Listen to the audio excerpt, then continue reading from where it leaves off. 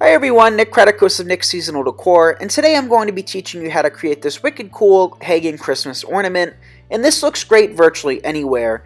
So for starters, we're going to take a bouncy ball, a children's bouncy ball that you can pick up at any grocery store for 98 cents or even the Dollar Tree. And I picked up 1 yard of this plaid Christmas fabric from Hobby Lobby, and all their fabric right now is on sale for an additional 30% off. So just 1 yard, and we do have a little bit left over. But what I'm doing now is I'm making sure it's as tight against the ball as possible. We don't want to have any creases, any lumps. We want it to be perfectly smooth. So now we're taking a black zip tie. This one is a little bit small, so that's why you see me having a little bit of difficulty. But keep in mind, it is pouring outside, and I just finished this video in the nick of time. So there was no way I was going to go inside to find another zip tie. But you are going to want to make sure that it's perfectly tight against the ball. So don't tighten the zip tie all the way. Pull some of the fabric through it to get any of those creases out, and you're good to go. So I think these look awesome anywhere, especially outside. You could have these hanging in varying sizes on your front trees. You could also hang them as on top of your lamppost or on your lights outside of your door.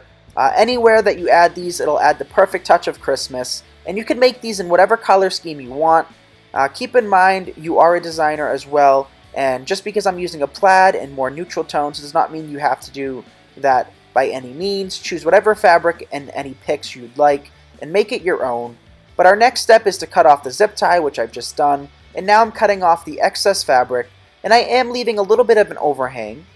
So typically when you purchase fabric from stores, they only sell in yard increments, so we do have some left over that we could save for another project, which is probably about a foot wide at this point left over. So you could use that to create little presents or little ornaments for your wreaths and other designs. So now that we've cut that off, our next step is to find a method to hang our kissing ball, and the method I have chose is just a simple burlap ribbon, a wired ribbon from Sam's Club. This is a 50-yard spool for $6.97, and I only used about 2 or 3 feet, just enough to hang it from whatever I decide to hang it from. So to attach this, we're not doing a super elaborate method.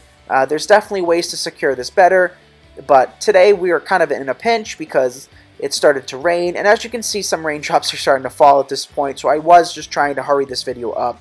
But I'm placing hot glue as deep into the fabric as I can, and I did use a lot of hot glue to secure it in place. And now I'm just gathering some of that burlap ribbon, the end of it, and I'm placing it as far into the glue as I possibly can. And in order to not burn my fingers, I am just using my scissors to kind of wedge the ribbon in between the fabric.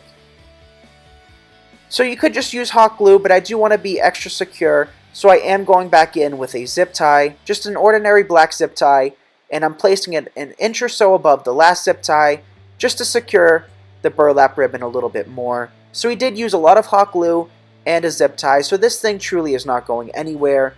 And before I started editing this video, I was looking at the comments on a picture I posted of this, and somebody asked if I used a basketball or a soccer ball, and truth be told, I would not recommend using either of those. Those are extremely heavy, so this is pretty much the only thing I would use to replicate this design, as these dollar store balls are extremely lightweight and very easy to hang.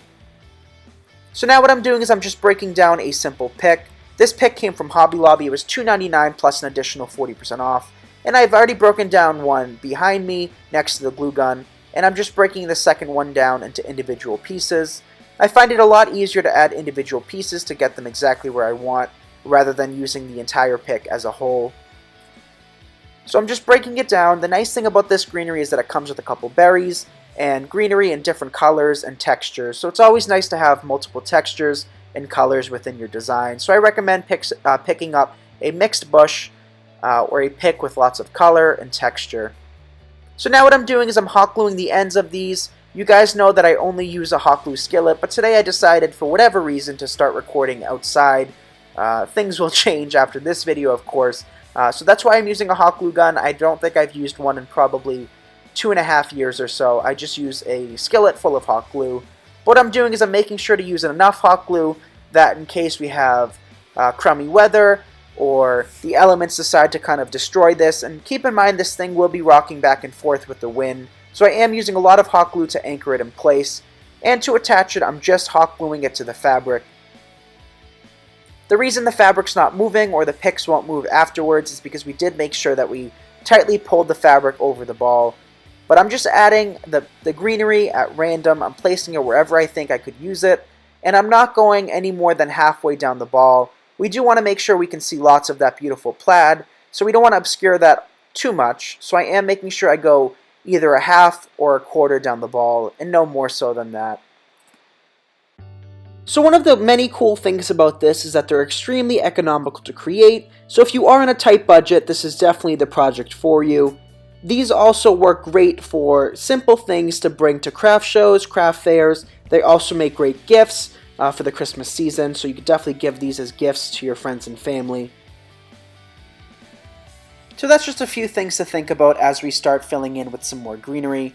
This is probably the most tedious part, is getting the greenery right. The berries look great no matter what, but you do want to have kind of a form when you add the greenery. So I am, like I said before, bending them downhill a little bit. We want them to kind of go with the curve of the ball rather than stick straight out.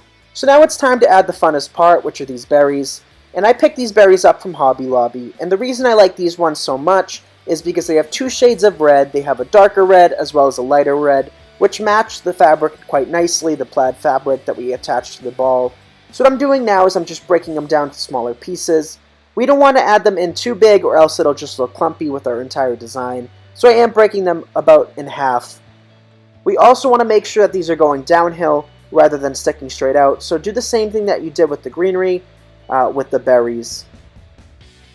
You might have a little bit of a difficult time breaking the berries apart because sometimes the berries are stuck to each other. But once you get past that, it's quite easy to add them into the design. And I am making sure I'm adding a substantial amount of hot glue and making sure that there's good contact with the greenery. That way the berries don't fall off over time. Now we're wrapping up this video and adding the final touches of the berries, but I want to take the moment to tell you guys how much I truly appreciate you all.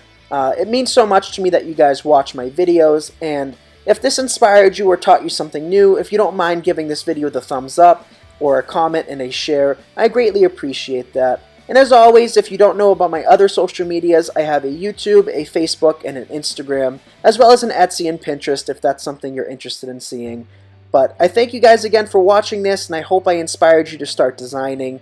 Here is the finished product in all its glory, just hanging from my arbor. I'm truly very pleased with this design, and I'm extremely happy that it only cost $10 to $15 to replicate. So feel free to make this. I want you guys to go ahead and make it your own if you do decide to make this, and do whatever color scheme you would like for your own home. But again, thanks for watching, and I'll see you all in the next video. Bye everyone.